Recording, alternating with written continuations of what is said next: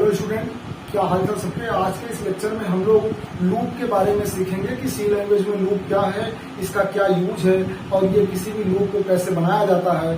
आखिर हमने क्या जरूरत है लूप की, हम क्यों यूज करें लूप को सी लैंग्वेज में, इन सब चीजों को लेकर आज की हमारी चर्चा होगी। लेकिन हम अपना लेक्चर शुरू करें इसके पहले आप लोगों से रिक्वेस्ट है कि प्लीज चैनल को सब्सक्राइब करिए और जब भी आप वीडियो देखें तो ये मेरी रिक्वेस्ट है कि आप वीडियो को पूरा देखिए, क्योंकि पूरा देखने से ही एक्चुअल चीज जो मैं बता रहा हूँ उस वीडियो में वो आपको तभी पता लग पाएगी। और जब भी आप वीडियो को देख लें तो जो वीडियो का लिंक है उसको अपने दोस्तों तक जरूर शेयर करें।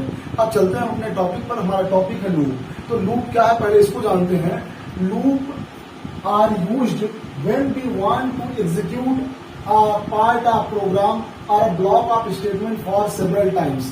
इसका मतलब है कि जब हम किसी प्रोग्राम के हिस्से को या किसी एक सिंगल लाइन को एक से ज्यादा बार एग्जीक्यूट करना चाहते हैं तो ऐसी स्थिति में हम उस लाइन को बार बार ना लिख करके हम उसको लूप के जरिए एग्जीक्यूट करवाते हैं ताकि वो लाइन हमको कई बार ना लिखनी पड़े।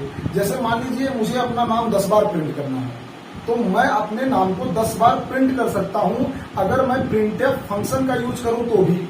लेकिन 10 बारी प्रिंटफ फंक्शन को यूज करना एक ऐसा काम है जिसको कोई भी प्रिफर नहीं करेगा। तो हम 10 बार अगर अपना नाम प्रिंट करना चाहते हैं तो उसको एक ऐसा लूप लगा दें कि बार बार प्रिंटफ की लाइन चलती रहे और हमारा नाम प्रिंट होता रहे। तो इन सब वजहों की वजह से हम लोग क्या करते हैं कि हमको ज्यादा बारी हमारा सिंटैक्स लंबा ना हो। लूप की वजह से हमारा सिंटैक्स थोड़ा छोटा भी हो जाता है और हमको कई नंबर ऑफ लाइंस को बार बार नहीं लिखना पड़ता। अगर हम एक बार लिखते हैं तो लूप की वजह से वो लाइन बार बार एग्जीक्यूट होती रहती है। और यहाँ पर लिखा भी है loops are used when we want to execute a part of program और a block of statement for several time. तो जब भी हम एक से ज्यादा बारी ये चाहते हैं कि कोई लाइन एग्जीक्यूट हो या कोई कोड का हिस्सा है, इसमें लिखा हुआ है अब ब्लॉक ऑफ स्टेटमेंट भी हो सकता है। और ब्लॉक ऑफ स्टेटमेंट क्या होता है या कंपाउंड स्टेटमेंट क्या होता है इस पर हमारी चर्चा पहले ही हो चुकी है और उस वीडियो को काफी बच्चों ने देखा भी है कि ब्लॉक स्टेटमेंट या कंपाउंड स्टेटमेंट किसको कहते हैं। तो और जो लूप बनाए जाते हैं सी लैंग्वेज में वो लूप बनाए जाते हैं 3 प्रकार के आइटरेटिव स्टेटमेंट यूज किए जाते हैं। आइटरेटिव का मतलब होता है कि बार बार एग्जीक्यूट होना। तो ये जो आइटरेटिव स्टेटमेंट है हमारे यहाँ 3 सी लैंग्वेज में अवेलेबल है, वो है while statement, do while statement और फॉर स्टेटमेंट। तो व्हाइल, डू व्हाइल और फॉर, इन तीनों का ही यूज हम लोग लूप को बनाने के लिए करते हैं और इनकी सहायता से ही लूप के सिंटैक्स और लूप के प्रोग्राम बनाए जाते हैं। तो आज की जो हमारी चर्चा है वो मेनली होनी है व्हाइल लूप पर कि व्हाइल लूप क्या है, व्हाइल लूप का सिंटैक्स क्या होता है। तो सबसे पहले हम लोग देखते हैं कि व्हाइल स्टेटमेंट का क्या सिंटैक्स है, उसको कैसे लिखा जाता है। यहाँ इस बात को आप लोग बहुत ही गौर से ध्यान दीजिएगा कि यहाँ एक चीज लिखी गई है कि when we want to execute a part of line, part of program, मतलब एक प्रोग्राम का थोड़ा सा हिस्सा अगर हम एग्जीक्यूट करना चाहें या नंबर ऑफ लाइन्स जिसको हम लोग ब्लॉक बोलते हैं उसको एग्जीक्यूट करवाना चाहें तो भी हम जो है लूप का यूज करेंगे। तो अभी जो हमारा सिंटैक्स होगा वो आप ध्यान से देखेंगे तो आपको पता लगेगा या किसी सिंगल लाइन को भी अगर हम एक से ज्यादा बार रन करवाना चाहते हैं, एग्जीक्यूट करवाना चाहते हैं तो भी हम लूप का प्रयोग करेंगे। अगर एक से ज्यादा लाइनें हम बार बार एग्जीक्यूट करवाना चाह रहे हैं जिसको हम लोग ब्लॉक बोलते हैं, क्यों? क्योंकि एक से ज्यादा लाइनें जब होती हैं तो उनको करली ब्रेसेस के बीच में लिखा जाता है और हम उसको क्या बोलते हैं, ब्लॉक। तो अब हम आगे सिंटैक्स लिखते हैं। आप लोग बड़े ध्यान से देखिएगा इस चीज को कि व्हाइल लूप का सिंटैक्स कैसा होता है। तो सबसे पहले हम लोग कहीं भी व्हाइल लूप आपको मिलेगा तो व्हाइल मिलेगा। व्हाइल लूप के आगे आपको यहाँ पर एक एक्सप्रेशन लिखा हुआ मिलेगा। क्या मिलेगा? एक एक्सप्रेशन लिखा हुआ मिलेगा। और एक्चुअली ये जो एक्सप्रेशन लिखा होता है ये एक प्रकार की कंडीशन होती है और ये जब कंडीशन ट्रू होती है, व्हाइल लूप के आगे जो एक्सप्रेशन लिखा हुआ है अगर ये ट्रू होता है जो कि तब हमारा जो स्टेटमेंट होगा वो एग्जीक्यूट होगा। यहाँ जो स्टेटमेंट लिख रहे हैं हम, ये स्टेटमेंट तभी एग्जीक्यूट होगा जब ये कंडीशन जो है ट्रू होगी। तो अगर सिंगल स्टेटमेंट है तो हमारा सिंटैक्स कुछ इस तरीके का है। लेकिन अगर जो यहाँ एक सिंगल स्टेटमेंट है इसकी जगह पे मल्टीपल लाइन ऑफ स्टेटमेंट आ जाए जिसको हम कंपाउंड स्टेटमेंट कहते हैं, अगर वो आ जाता है तो हमारा सिंटैक्स जो है कुछ इस तरीके का हो जाएगा जिसको हम नंबर 2 नाम दे रहे हैं।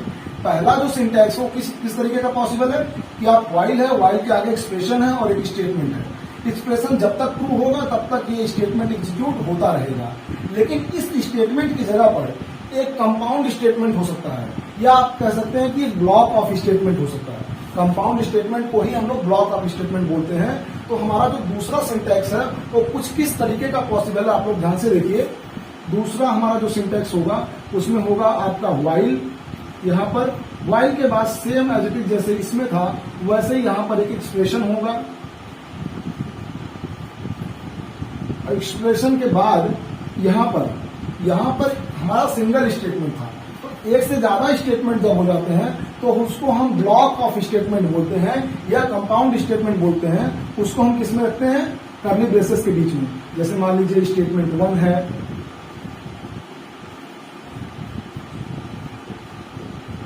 फिर स्टेटमेंट 2 आ जाता है, या इससे भी ज्यादा स्टेटमेंट हो जाते हैं अगर, तो हम उनको मान लीजिए यहाँ डॉटेड लाइन से दिखा दे रहे हैं कि एक से ज्यादा स्टेटमेंट है, लाइक स्टेटमेंट n। तो अगर नंबर ऑफ स्टेटमेंट है तो हमारा कुछ जो सिंटैक्स वो कुछ इस तरीके का होगा। अब ये ब्रेसेस को हम यहाँ पर क्लोज कर देंगे। तो व्हाइल लूप के जहां ये एक्सप्रेशन लिखा हुआ है, एक्सप्रेशन के बाद हमारा एक ब्लॉक ऑफ स्टेटमेंट भी आ सकता है, ब्लॉक ऑफ स्टेटमेंट, या एक सिंगल स्टेटमेंट भी आ सकता है। तो एक सिंगल स्टेटमेंट या कंपाउंड स्टेटमेंट और ब्लॉक स्टेटमेंट में क्या डिफरेंस है ये आपको पता लग जाएगा अगर आप कंपाउंड स्टेटमेंट वाला लेक्चर देखेंगे। तो हम लोगों ने व्हाइल लूप को जाना कि व्हाइल लूप का सिंटैक्स कुछ कैसा होता है। व्हाइल के आगे एक्सप्रेशन होता है। मैं पहले ही बता रहा हूं कि इस एक्सप्रेशन की जगह पर कोई ना कोई कंडीशन होगी और उसके बाद स्टेटमेंट होता है। हर एक स्टेटमेंट को हम सेमी कॉलन से क्लोज करते जाते हैं। अगर इस सिंगल स्टेटमेंट की जगह पे ब्लॉक ऑफ स्टेटमेंट होगा तो हम ये जानते हैं कि ब्लॉक ऑफ स्टेटमेंट को हम लोग ब्रेसेस के बीच में लिखते हैं। जैसे कि मान लीजिए सिंगल एक स्टेटमेंट ये होगा, दूसरा ये, इसके बाद अगर नंबर ऑफ स्टेटमेंट है तो उनको हम ब्रेसेस के बीच में लिख लेंगे। तो हमने ये जाना कि जो सिंटैक्स है व्हाइल स्टेटमेंट का वो दो तरीके से पॉसिबल है। पहला वाला ये है और दूसरा वाला ये है। तो अब हम लोग क्या करेंगे कि व्हाइल लूप पर बेस्ड एक छोटा सा प्रोग्राम बनाएंगे और वो प्रोग्राम ये होगा कि हम 1 से लेकर के 10 तक की संख्याओं को प्रिंट करेंगे। तो प्रोग्राम बनाने के लिए हम बोर्ड पर प्रोग्राम को एक बार लिखते हैं। आप लोग बहुत ही ध्यान से देखिएगा, ये प्रोग्राम काफी छोटा है तो और लेक्चर बड़ा भी नहीं होगा अगर हम इस प्रोग्राम को छोटे से पहले प्रोग्राम को समझ लेंगे। कल हम लोग व्हाइल स्टेटमेंट पर बेस्ड या व्हाइल लूप पर आप कह सकते हैं बेस्ड कोई बड़ा सा प्रोग्राम पढ़ेंगे जिसमें नंबर ऑफ लाइन्स यूज होंगी। यहाँ पर आप एक छोटे से प्रोग्राम को देखिए। तो ये स्टेटमेंट जो था, सिंटैक्स जो था, आप इसको वीडियो को कभी भी पॉज करके देख लीजिएगा कि क्या स्टेटमेंट क्या सिंटैक्स था और आप उसको अपने नोटबुक या कॉपी में नोट कर सकते हैं। अब हम चर्चा करेंगे अपने प्रोग्राम पर और हमारे प्रोग्राम में हमको बनाना क्या है कि 10 नंबर को प्रिंट करने का प्रोग्राम बनाना है। तो हमारा प्रोग्राम क्या है, प्रोग्राम है हमारा प्रोग्राम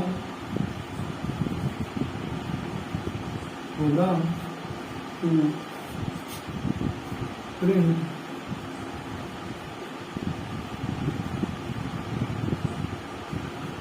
numbers from 1 to 10। अब आप ये कह सकते हैं कि हम 1 से लेकर के 10 तक की अगर संख्याओं को प्रिंट कराना चाहें तो हम प्रिंटफ फंक्शन की सहायता से भी प्रिंट करा लेंगे। लेकिन हमको प्रिंट कराना है कि हम 10 वेरिएबल लें, उनमें नंबर्स को असाइन करें, प्रिंट करवाएं, तो ये काफी लंबा काम हो जाएगा। अब 1 से लेकर के 10 तक की संख्याओं को प्रिंट करने का काम हम बहुत छोटे से कोड पे कर सकते हैं। बस हमको यूज क्या करना पड़ेगा, लूप का। तो ये जो हम प्रोग्राम बनाएंगे ये हम व्हाइल लूप का यूज करके बनाएंगे। तो प्रोग्राम लिखने के लिए सबसे पहले आप लिखेंगे हेडर फाइलों को, हैज इंक्लूड। आपको जिन जिन हेडर फाइलों की जरूरत किसी प्रोग्राम में होती है उन हेडर फाइल्स को आपको यहाँ लिखना पड़ता है। Has include stdio.h standard input output header file है। इस हेडर फाइल को किसी भी सी प्रोग्राम में इंक्लूड करना जरूरी है। आगे हम यहाँ मेन फंक्शन लिख लेंगे। मेन फंक्शन के लिए आप रिटर्न टाइप दे दीजिए इन, उसके बाद आपको नाम हो जाएगा मेन फंक्शन का। मेन फंक्शन में हम वॉइड पैरामीटर पास कर रहे हैं, पैरामीटर के तौर पर वॉइड पास कर रहे हैं। इसका मतलब इम्पटी होता है वॉइड का मतलब। और यहाँ पर हम लोग अब कोड को लिखना शुरू करेंगे। चूंकि हमको 1 से लेकर के 10 तक की संख्याएं प्रिंट करानी है इसलिए हम जो हमारी एक वेरिएबल का असाइनमेंट कर लेते हैं, और वो वेरिएबल हम लेंगे इंटीजर टाइप का। तो यहाँ एक वेरिएबल ले लीजिए इंट, और इंट में एक आई नाम का हम वेरिएबल ले रहे हैं, लेकिन इस आई में हम असाइनमेंट कर रहे हैं आई की वैल्यू स्टार्टिंग में 1 से, और इसके बाद हम लोग इस सेमीकोलन से इस लाइन को क्लोज कर देंगे। आगे अब हम वाइल वाला स्टेटमेंट लिखेंगे, और हमको वाइल वाला स्टेटमेंट लिखने से पहले बहुत ही सावधानी से सोचना चाहिए कि हम जो उसका एक्सप्रेशन होगा उसको कैसे लिखेंगे।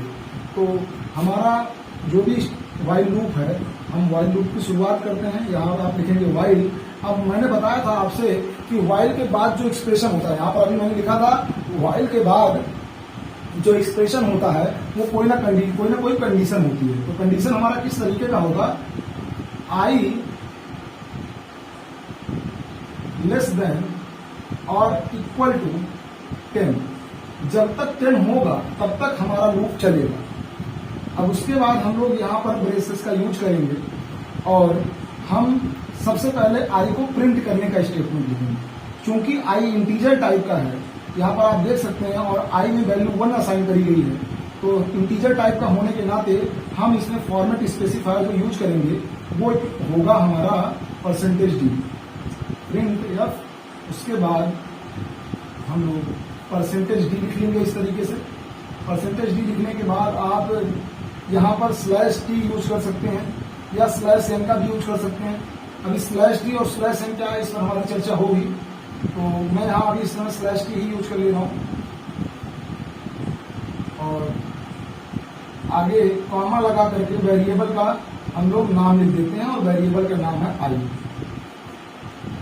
इस तरीके से आई की वैल्यू प्रिंट हो जाएगी। सेमीकोलन से इस लाइन को क्लोज कर देंगे। आगे हम लोग आई की वैल्यू को अपडेट कर लेंगे। तो आई इज इक्वल टू, मैं लिख रहा हूं i is equal to i plus 1। इस लाइन को भी सेमीकोलन से क्लोज कर देंगे। आगे हम लोग ये जो वाइल का लूप है इसको भी क्लोज कर देंगे। वाइल के लूप को क्लोज करने के बाद आप यहाँ पर रिटर्न स्टेटमेंट लिख सकते हैं। रिटर्न स्टेटमेंट के अलावा आप यहाँ प्रिंटफ में /n भी डाल सकते हैं, ताकि वो नई लाइन पर चला जाए कंट्रोल प्रोग्राम का। तो मैं यहाँ पर केवल रिटर्न स्टेटमेंट लिख रहा हूँ, रिटर्न 0। आगे इस ब्रेसेस को क्लोज कर देंगे, जो मेन की बॉडी है इसको क्लोज कर देंगे। अब इस प्रोग्राम को हम रन करके देखेंगे। इस प्रोग्राम को सिस्टम पर रन करने से पहले मैं आपको इस प्रोग्राम को यहीं पर रन करके दिखाता हूं, ड्राई रन करके, कि ये प्रोग्राम कैसे चलेगा। बहुत ही ध्यान से इसको देखिएगा। इस बेसिक से प्रोग्राम को जब आप समझेंगे तो आपको वाइल लूप का एग्जीक्यूशन कैसे होता है ये चीज समझ में आ जाएगी। तो यहाँ पर देखेंगे आप इंट मेन वॉइड लिखा हुआ है। जैसे ही प्रोग्राम का कंपाइलेशन यहाँ से शुरू होगा तो सबसे पहले उसको मिलेगा इंटीजर टाइप का वेरिएबल, जिसमें सबसे शुरुआत में क्या वैल्यू असाइन करी गई है, आई।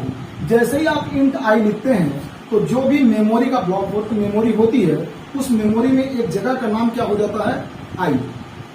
आई नाम दिया है क्योंकि आई का डेटा टाइप क्या है, इंटीजर। क्या डेटा टाइप है, इंटीजर डेटा टाइप है, इसलिए इसमें जो वैल्यू असाइन करी गई है वो किस टाइप की है, इंटीजर। तो सबसे शुरुआत में हम लोगों ने आई में 1 रखा हुआ है, आई में 1 रखा हुआ है। अब जो हमारा आउटपुट होगा वो कुछ इस तरीके का होगा, तो ध्यान दीजिएगा। यहाँ पर आउटपुट में नीचे हमारा आउटपुट जो है वो कुछ इस तरीके का होगा, यहाँ मैं लिखता रहूंगा। अब देखते हैं, सबसे पहले रन करना शुरू करते हैं प्रोग्राम को। आगे जैसे ही दूसरे लाइन पर आते हैं हमको एक वाइल स्टेटमेंट मिलता है, और वाइल में क्या लिखा हुआ, i less than or equal to 10, और आई की वैल्यू है क्या, 1 है, तो 1 less than or equal to 10। ये बात सही है, लेस देन तो है ही है। आएंगे नीचे, नीचे लिखा है कि आई की वैल्यू को प्रिंट करिए। तो आई की वैल्यू को जो हम प्रिंट करेंगे तो यहाँ पर कुछ 1 प्रिंट होगा। क्यों, क्योंकि आई में अभी 1 है, 1 प्रिंट हो जाएगा। उसके बाद आई की वैल्यू जो है ये /t है। /t की वजह से क्या होगा कि जो नेक्स्ट आउटपुट छपेगा वो 1 से थोड़ी सी दूरी पे छपेगा, हॉरिजॉन्टल दूरी पे, तो कुछ यहाँ पे ऐसा मान के चलते हैं। अभी आई की वैल्यू अपडेट होगी, i + 1 हो जाएगी। तो ये जो मेमोरी के अंदर आई था जिसमें हम लोगों ने 1 रखा हुआ था शुरुआत में, अब उसमें i + 1 हो जाएगा। i + 1 का मतलब i = i + 1 का मतलब क्या होगा, i शुरुआत में क्या है, 1 है, तो आप यहाँ 1 रखेंगे, 1 प्लस 1 करेंगे तो आई की वैल्यू कितनी हो जाएगी, आई की वैल्यू हो जाएगी 2। तो यहां पर वैल्यू अपडेट हो जाएगी, हो जाएगी 2। उसके बाद जैसे ही 2 होगा तो यहां पर कंडीशन चेक होगी, क्या 2 छोटा है 10 से या इक्वल है, तो छोटा तो है ही है, ये कंडीशन ट्रू मिल जाएगी। आगे प्रिंटफ की लाइन एग्जीक्यूट होगी और ए आई के मान को प्रिंट करवा देगी। तो आई का मान अभी क्या है 2 है, तो यहां पर 2 प्रिंट हो जाएगा। 2 के बाद जो अगला आउटपुट आएगा वो थोड़ी सी स्पेस पे, क्योंकि स्लैश टी लगा हुआ है। अब आगे आई की वैल्यू अपडेट हो रही है, क्या लिखा है कि i is equal to i plus 1, ऐसा कुछ लिखा है। तो आई की मौजूदा वैल्यू क्या है वो हमको यहां से देख के पता चलेगी, 2 है तो आप यहां लिख लेंगे 2, और इसमें 1 जोड़ने के लिए कह रहा है तो 1 जोड़ दीजिए। कितना हो जाएगा आई की वैल्यू, आई की वैल्यू हो जाएगी 3। तो ये जो मेमोरी है यहां पर वैल्यू अपडेट हो जाएगी, वेरिएबल का मान अपडेट हो जाएगा। आई 2 था, 2 से क्या हो जाएगा 3। अब जैसे 3 होगा तो प्रोग्राम का कंट्रोल फिर से यहां व्हाइल लूप पर जाएगा। ये रिटर्न वाली लाइन तब एग्जीक्यूट होगी, प्रोग्राम का कंट्रोल यहां तब आएगा जब ये कंडीशन फॉल्स हो जाएगी। जब तक ये कंडीशन ट्रू होती रहेगी तब तक हमारा कंट्रोल इस लाइन पर आता रहेगा। तो अभी आई की मौजूदा वैल्यू है 3, हम नीचे आएंगे, प्रिंटफ की लाइन एग्जीक्यूट होगी और यहां पर 3 प्रिंट हो जाएगा, क्योंकि ये लाइन आई की वैल्यू को प्रिंट करा रही है। आगे आई की वैल्यू अपडेट होगी, तो आई की वैल्यू जो क्या है अभी मेमोरी में वो है 3, तो i is equal to i plus 4 बोल रहा है। तो यहाँ आई कितना है 3 प्लस 1 करेंगे आ जाएगा 4 आ जाएगा, आई की वैल्यू हो जाएगी 4। तो यहां पर क्या हो जाएगा 4। अब जैसे यहाँ 4 होगा यहां फिर कंडीशन चेक होगी, क्यों, i is equal to i plus 1 करने के बाद प्रोग्राम का कंट्रोल दोबारा से इसी लाइन पर चला जाएगा और कंडीशन चेक होगी कि क्या आई की वैल्यू 10 से छोटी है, तो हाँ 4 है, 4 10 से छोटा है, तो ये कंडीशन ट्रू होगी, ये लाइन एग्जीक्यूट होगी और यहां पर 4 प्रिंट हो जाएगा। इस तरीके से एक समय ऐसा आएगा जब 9 होगा, 9 के बाद 9 में 1 जोड़ेंगे तो 10 हो जाएगा, और जैसे यहां 10 आएगा तो 10 तो क्या है 10 less than or equal to 10, हाँ ये बात सही है। तो लास्ट में यहां जाते जाते 10 प्रिंट हो जाएगा। 10 के बाद 10 प्रिंट होने के बाद ये लाइन एग्जीक्यूट होगी, तो फिर उस समय मेमोरी में आई की वैल्यू क्या रहेगी 10, और 10 प्रिंट हो चुका है। जैसे ही 10 प्रिंट होगा ये लाइन एग्जीक्यूट होगी, तो ये लाइन क्या करेगी आई की वैल्यू को 1 बढ़ा देगी। आई है कितना 10 जैसे ही होगा 10 के बाद उसमें 1 जोड़ेंगे तो 11 हो जाएगा, तो आई की वैल्यू कितनी हो जाएगी 11। मेमोरी में वैल्यू तो अपडेट हो जाएगी, मेमोरी में कितनी हो जाएगी 11, लेकिन जैसे ही वापस से कंट्रोल यहां पर जाएगा कंडीशन उसको 11, आई की वैल्यू क्या 11 less than or equal to 10, ये बात सही है नहीं, ये बात तो असत्य हो जाएगी, फॉल्स हो जाएगी। तो प्रोग्राम का जो कंट्रोल है वो ब्रेसेस के बीच में नहीं आएगा, अब आई की वैल्यू नहीं छपेगी। क्यों, क्योंकि ये लाइन तब तक ही एग्जीक्यूट होती जब तक ये कंडीशन ट्रू थी। जैसे ये कंडीशन फॉल्स हुई ये लाइनें एग्जीक्यूट नहीं होंगी, प्रोग्राम का कंट्रोल चला जाएगा नेक्स्ट लाइन में और यहाँ रिटर्न 0 लिखा हुआ है और इसके बाद प्रोग्राम समाप्त हो जाएगा। रिटर्न 0 का मतलब होता है ताकि मेन की वजह से ये पता लग पाए ऑपरेटिंग सिस्टम को कि हमारा प्रोग्राम सक्सेसफुली एग्जीक्यूट हुआ है, इररलेस एग्जीक्यूट हुआ है। अब इस तरीके से आपको प्रोग्राम समझ में आ जाएगा। और अगर आप ये 1 2 3 इस तरीके से नहीं प्रिंट कराना चाहते हैं तो आपको /t की जगह पर /n यूज करना पड़ेगा। अब मुझे लगता है कि आप प्रोग्राम को जब बहुत ही ध्यान से देखेंगे और इस बात को चेक करेंगे कि ये लाइनें तब तक एग्जीक्यूट होंगी जब तक ये चीज क्या नाम है ट्रू रहेगी, और प्रिंटफ की लाइन बार बार आई की वैल्यू को प्रिंट करती रहेगी।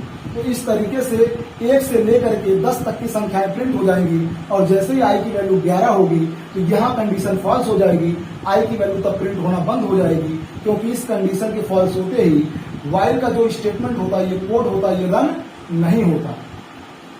तो एक बारी हम लोग इस पूरे प्रोग्राम को समझे हैं और इस पूरे प्रोग्राम को सिस्टम पर रन करेंगे, लेकिन रन करने से पहले मैं आपको इस प्रोग्राम तो मैंने बता ही दिया, लेकिन मैं आपको व्हाइल स्टेटमेंट का जो है आपको फ्लो चार्ट बताना चाहूंगा, क्योंकि फ्लो चार्ट से आप चीजें और अच्छी तरीके से समझ पाएंगे। तो यहाँ मैं डू व्हाइल ये सब मिटा रहा हूँ, आगे मैं इस जगह पर आपको फ्लो चार्ट बना के दिखाऊंगा कि फ्लो चार्ट से आपको बहुत सी चीजें पता लग जाएंगी। अभी कि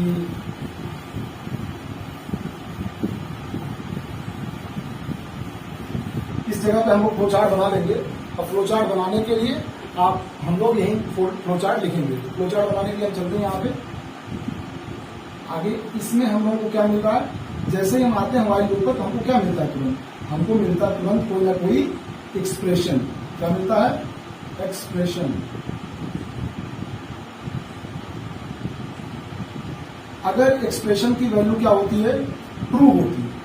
अगर एक्सप्रेशन की वैल्यू ट्रू होती है, जैसे कि यहां ट्रू हो रही थी, तो हमारा जो प्रोग्राम का कंट्रोल है वो कहां चला जाता है, प्रोग्राम का कंट्रोल चला जाता है हमारा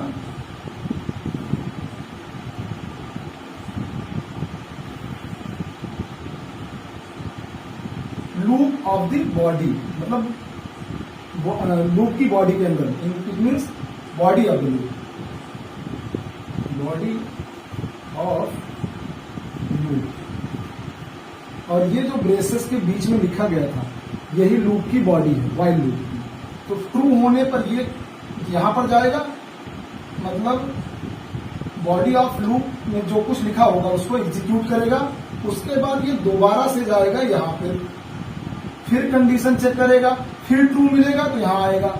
और मान लो जब आपको कंडीशन फॉल्स मिल जाती है तो आपको ये जो प्रोग्राम का कंट्रोल है वो कहां चला जाएगा, आगे चला जाएगा, आगे जाएगा।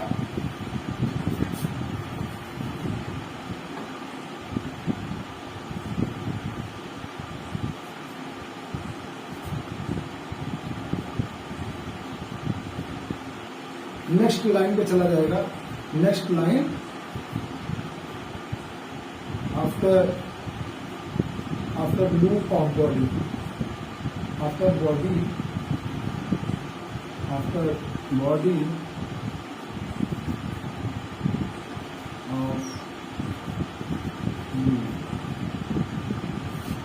तो इस चीज को हम समझेंगे अभी। इस प्रोग्राम को, इस फ्लो चार्ट से आप पढ़िए, आपको बहुत ही बेहतर तरीके से समझ में आ जाएगा। अब हम क्या कर रहे हैं, सबसे पहले एक्सप्रेशन पर आते हैं। ये रहा हमारा एक्सप्रेशन। यहां आते हैं I1 है, कंडीशन ट्रू मिली। कंडीशन ट्रू मिली तो हम बॉडी ऑफ लूप में जाएंगे। बॉडी ऑफ लूप इस ब्रेसेस के बीच में, इसको एग्जीक्यूट कर लेंगे। इसको ये बॉडी ऑफ लूप में जाएंगे, इसमें जो भी लाइनें होंगी वो एग्जीक्यूट होंगी। उसके बाद हम दोबारा फिर एक्सप्रेशन पर जाते हैं। यहां देखिए मैंने ये एरो बना रखा है, दोबारा फिर एक्सप्रेशन पर जाते हैं। फिर अगर कंडीशन ट्रू मिलती है तो फिर हम इस लूप को इस बॉडी के अंदर आते हैं। तो जब तक कंडीशन ट्रू मिलती रहेगी तब तक हम बॉडी ऑफ लूप को एग्जीक्यूट करते रहेंगे। लेकिन जब कंडीशन फॉल्स हो जाएगी, जैसे कि यहाँ 11 के लिए हुआ था, तो तुरंत हमारा जो प्रोग्राम का कंट्रोल है नेक्स्ट लाइन आफ्टर बॉडी पे चला जाता है। तो प्रोग्राम का जो भी कंट्रोल होगा वो चला जाएगा नेक्स्ट स्टेटमेंट पर, और नेक्स्ट स्टेटमेंट या नेक्स्ट लाइन पर, और वो कौन सी, आफ्टर बॉडी ऑफ लूप होगा आपका। तो ये आपका कुछ फ्लो चार्ट है।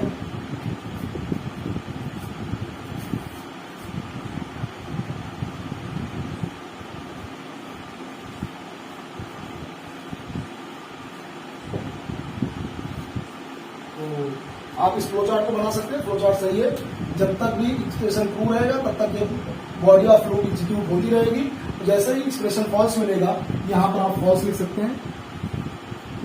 जैसे ही फॉल्स मिलेगा तुरंत नेक्स्ट लाइन पे चला जाएगा या नेक्स्ट स्टेटमेंट पर चला जाएगा।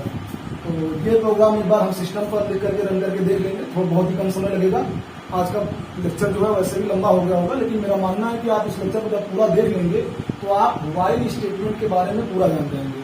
बस लेक्चर को थोड़ा ध्यान से देखिएगा, बहुत गौर से बातों को सुनिएगा। श्योर है कि आपको व्हाइल स्टेटमेंट की पूरी जानकारी होगी। तो अब आगे हम सिस्टम पर प्रोग्राम को रन करेंगे।